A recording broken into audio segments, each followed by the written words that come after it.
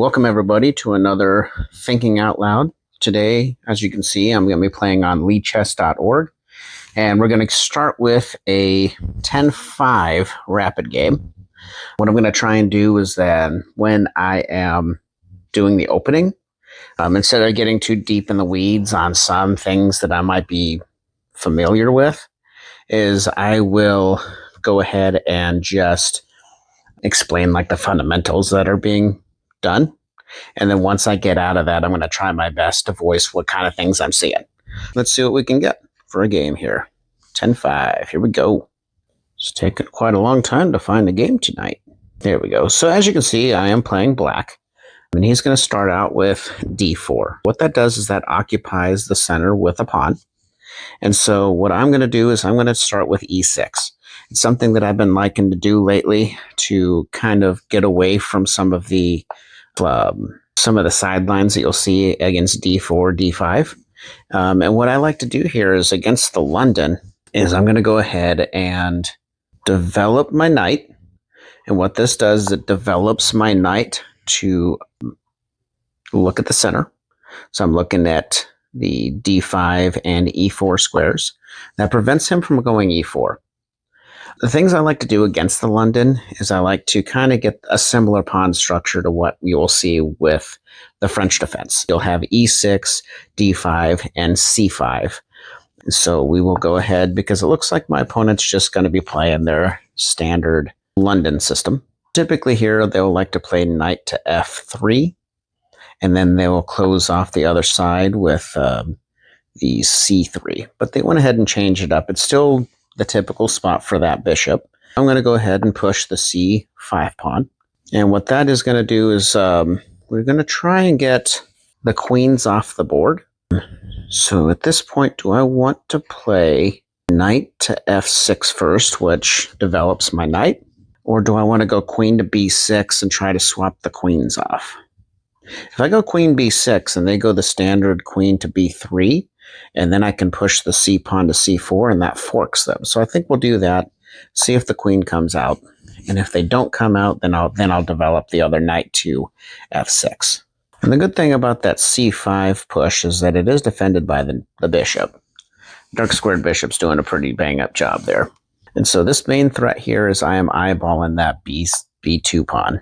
And so from here, if I take that pawn, where is he able to stop me from retreating back? That's what I'm making sure it's not poisoned.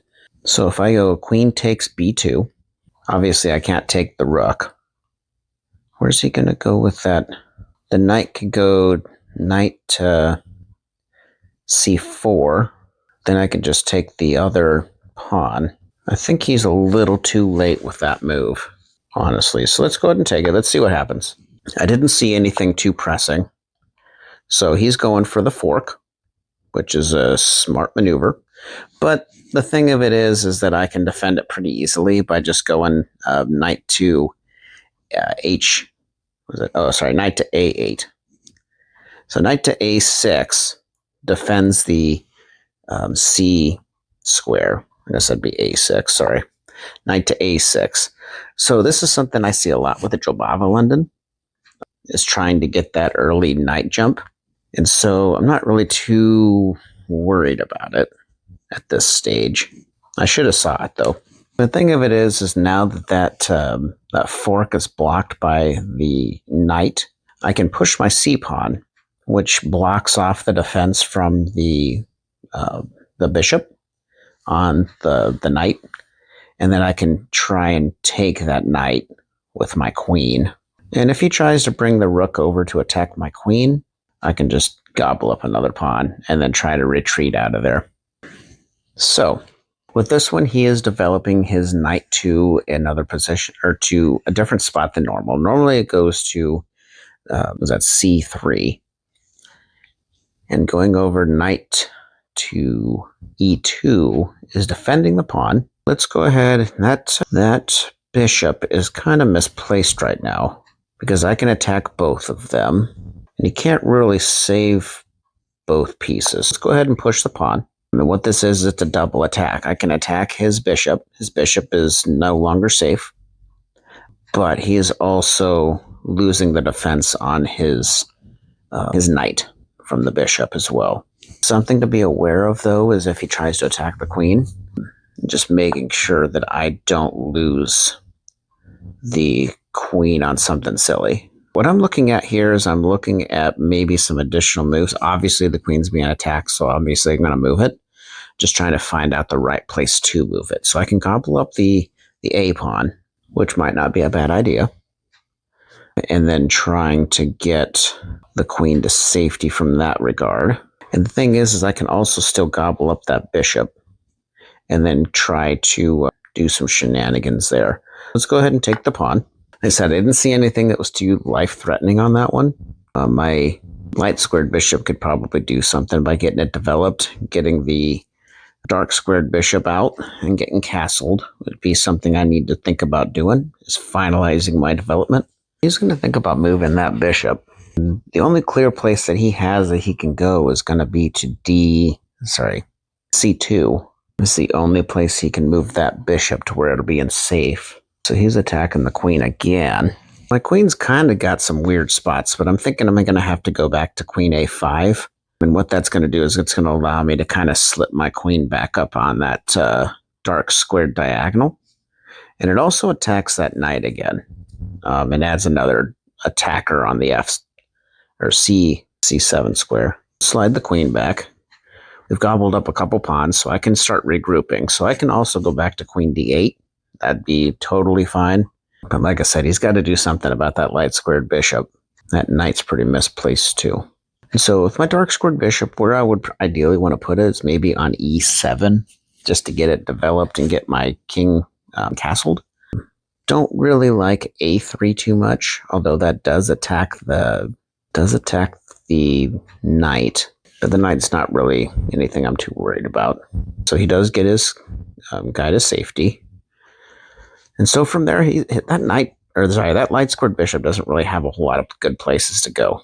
I'm going to put another attacker on the knight that's on B5. I'm going to develop my bishop to D7. So then when his knight retreats, because you can't really save it after that point, everywhere it goes, it dies. Let's go ahead and attack it.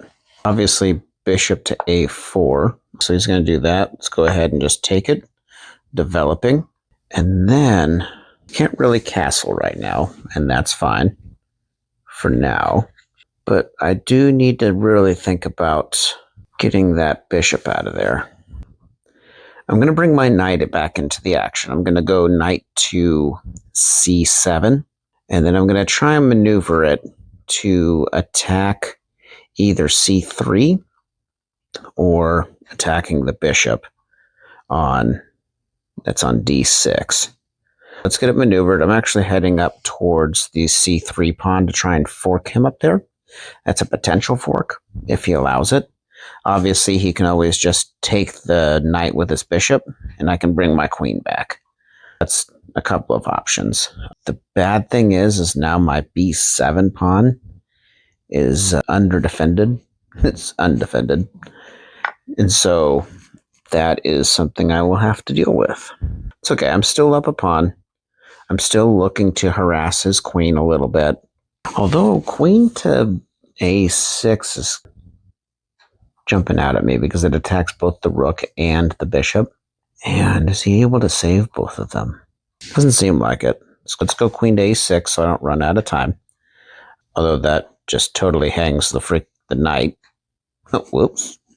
But that's okay. I'll recoup it by taking his bishop, attacking his rook, and getting my pieces back into it. And we'll just see what happens. What my opponent's thinking here, that the bishop on D6 is just a thorn in my side right now. I really need to think of something to get that taken care of. But with this, he's got to make a decision. So he went ahead and took the knight. I'm going to go ahead and take his bishop so that I can get castled. And he's going to have to move the rook again, which is exactly what he does. I'm sitting okay now that I can get castled. And I can harass his knight.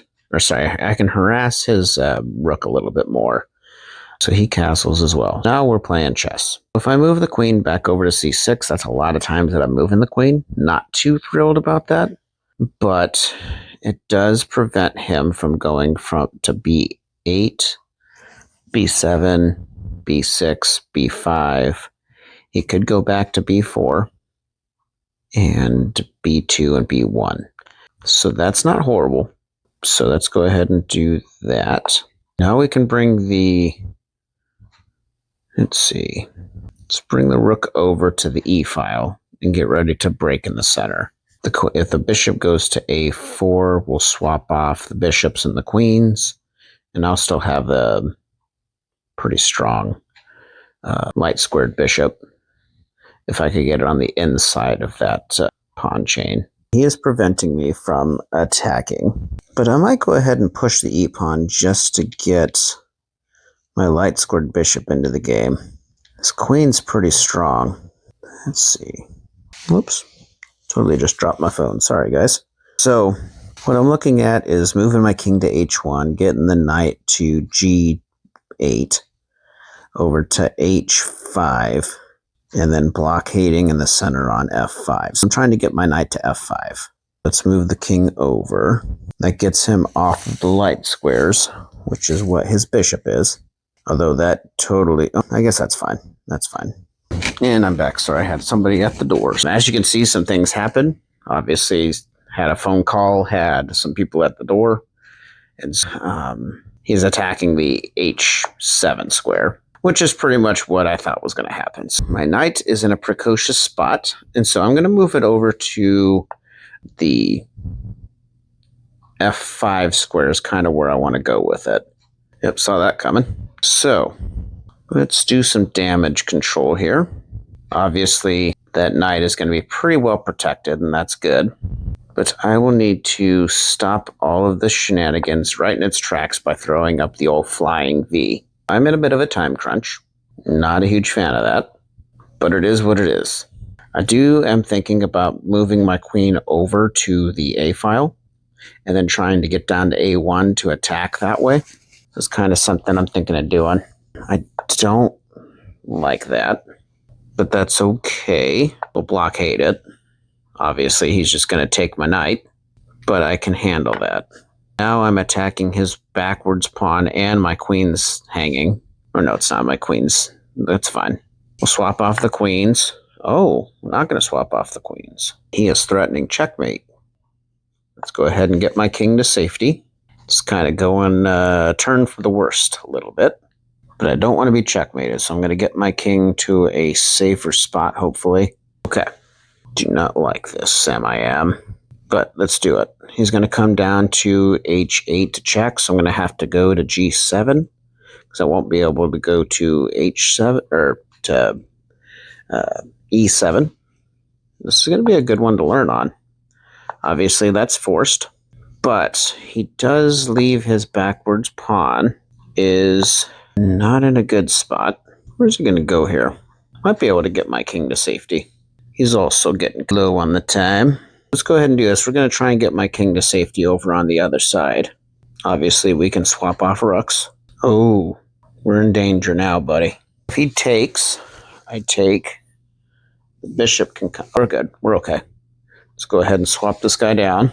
Looking to attack that knight that's being pinned. We're also attacking the rook. Might be able to pull a draw out of here if he doesn't run out of time. If I win on time, that's not really one way that I'd want to do it, but, you know, it is what it is. We'll take a win when we can get it. Yep, and I won on time somehow. It wasn't looking good. But hey, good game, buddy. I didn't really like how that was looking. Let's take a look what the analysis board says. We'll stop it from there. Cool. Well, thank you for coming to another game. Wish this one would have been a little bit better for the good guys, but I'll be honest, I wasn't too happy with that. Let's do some analysis here. So this is move. Obviously, this knight is being attacked. I was kind of afraid of this.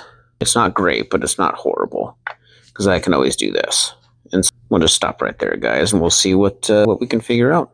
Thanks for coming to another Thinking Out Loud. This is Thinking Out Loud, not Behind the Board. Thinking Out Loud. I'm Eric, and thank you so much for turning in.